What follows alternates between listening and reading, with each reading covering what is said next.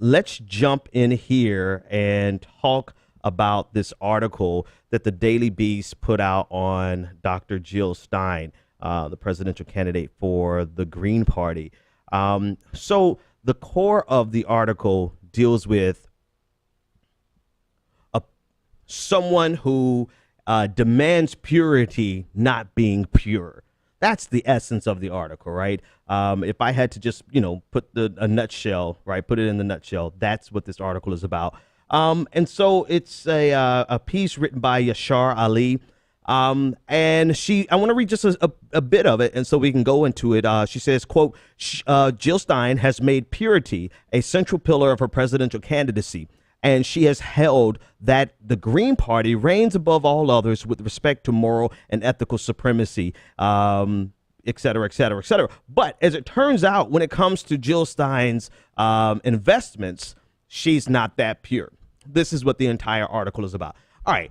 One, to me, it's the article is either extremely ridiculous or it's extremely poignant. And I know that sounds weird, but I personally reject anyone who is a purity hawk. Hashtag purity hawk. I reject that because nobody, no country, no nation, no state, no politician, nobody is able to exist in this world and be pure to their own values. You're going to cross your own values at some point. So I personally reject the entire notion of, oh, this person has mutual funds that are invested in X, Y, and Z, therefore they're the devil. I reject that. So my initial reaction to this article is dumb as F. However, the premise of the article is, since Jill Stein demands purity, shouldn't she then have purity in her investments? All right, so that's the premise of the article, and I want to know what you think, honestly, because my gut reaction kind of reigns supreme. This is a dumb article, but it depends, So let's read a little bit.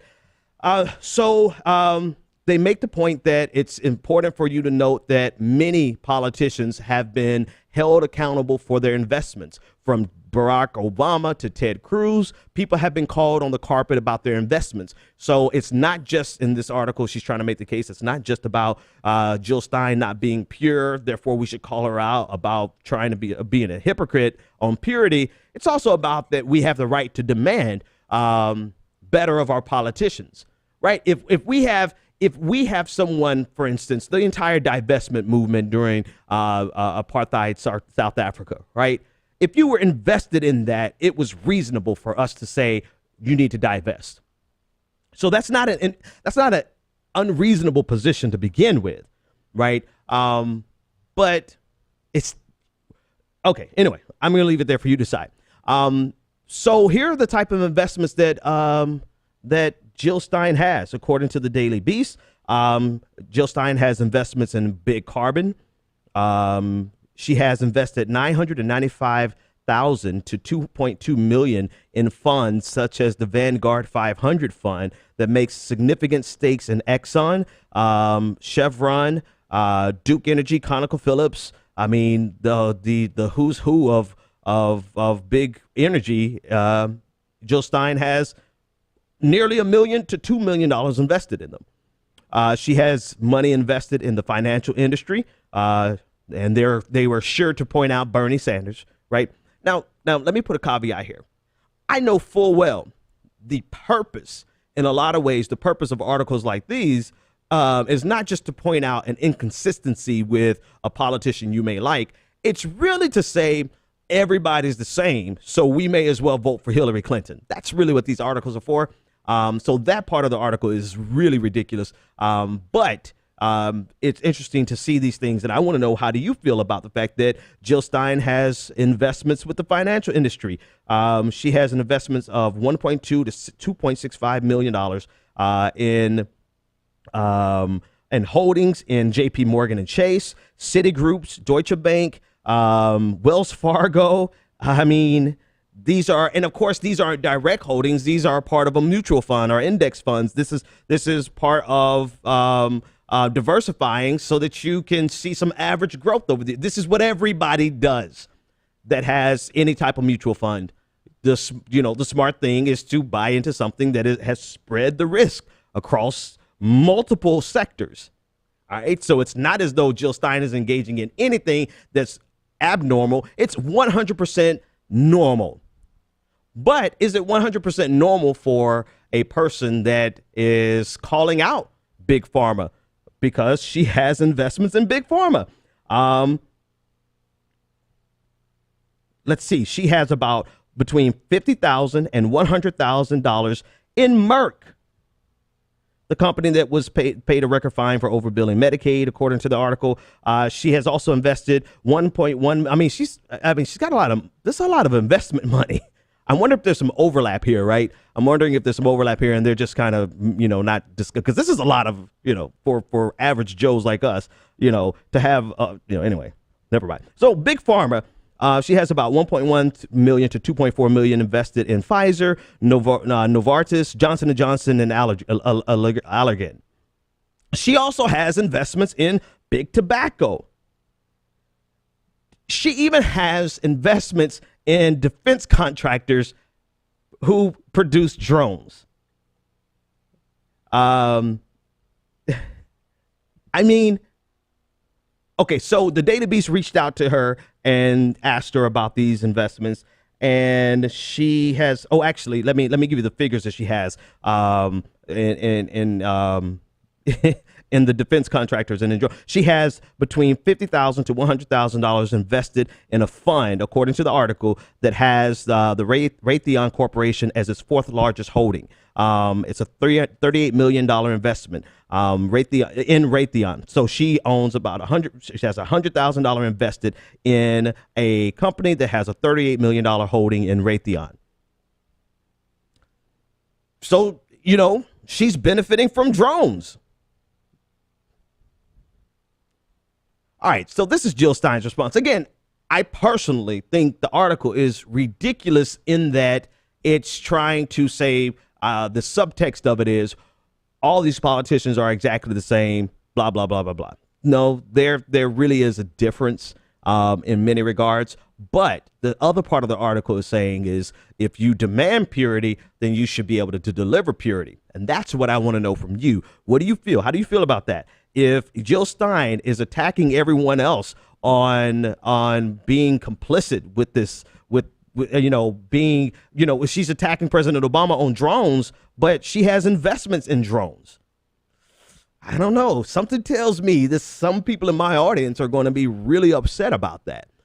So maybe this article isn't as ridiculous to you as it is to me, and that's fair. Maybe this is. But anyway. The Daily Beast asked Jill Stein, and this is what the Stein campaign issued as a response. They said, quote, like many Americans who hold retirement accounts, pension funds, or who invest in the American economy, my finances are largely held in index funds or mutual funds, over which I have no control or management or decision making. Sadly, most of these broad investments are compromised as compromised as the American economy, degraded as it is by the fossil fuel, defense, and finance industries. So one of her responses is essentially, this is just kind of what you have to do if you want to have a retirement. And she's not lying. That's the way of the world. In her statement, she also said that she explored more socially responsible funds, but found their investments in fracking and large-scale biofuels not much better than the non-green funds. Jill Stein said that I have not yet found the mutual funds that represent my goals of advancing the cause of people, planet, and peace. So I'm not going to make any judgment against Jill Stein, because I personally think the demand for purity is unattainable by anybody. Therefore, it's a disingenuous position. However, for a candidate who preaches the gospel, she surely, in this case, she's not living by the gospel. So I want to know, what do you think about that? Do you think it's relevant? Do you think it's pertinent? It obviously isn't going to change anyone's mind. And I don't think it should change anyone's mind, because I personally don't believe in purity. But what's the threshold? Where is the threshold? That's the question that I want you to answer. How do you feel about her holding investments? Would you prefer, and even if you don't have a problem with it, which I don't, would you prefer that she divest? Now, here's the problem with divestment for her. She retired in 2006 and became a full-time politician and speaker. And that's only made possible by the income, by the capital gains that she gets off of her investments.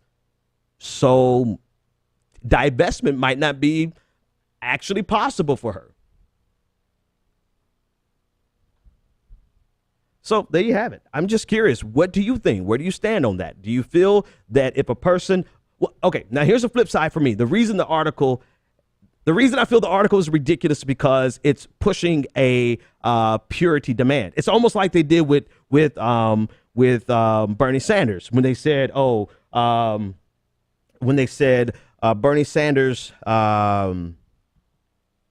Bernie Sanders is a socialist who has a retirement account, or he owns 2 homes, right? They're putting up these false standards that are arbitrary, right? And they always, the limousine liberal kind of concept. I always try to say, like, if you're fighting for equality and fighting against income inequality, then you better not be a millionaire. That kind of thing. That's the reason I feel like the article is ridiculous, because it's in that same vein. But then on the flip side, the question is, if a person demands purity, or if a person is relentless in calling out everyone else for big pharma, big tobacco, big energy, and the defense contractors, they, in a lot of ways, they sure as hell better not own investments in it. Now, I know how to exist in the ugly area of the gray. It doesn't have to be black or white for me. That's why I really want to know, how does this make you feel? Leave a comment, hit it in the chat room. I want to see some of your responses, because, like I said, I have no problem saying that I'm okay with her having these investments to an extent. I think certain investments I would be like, no, she needs to divest. And I'm not sure where that threshold is for myself. So I want to read your comments. Maybe you can help me out.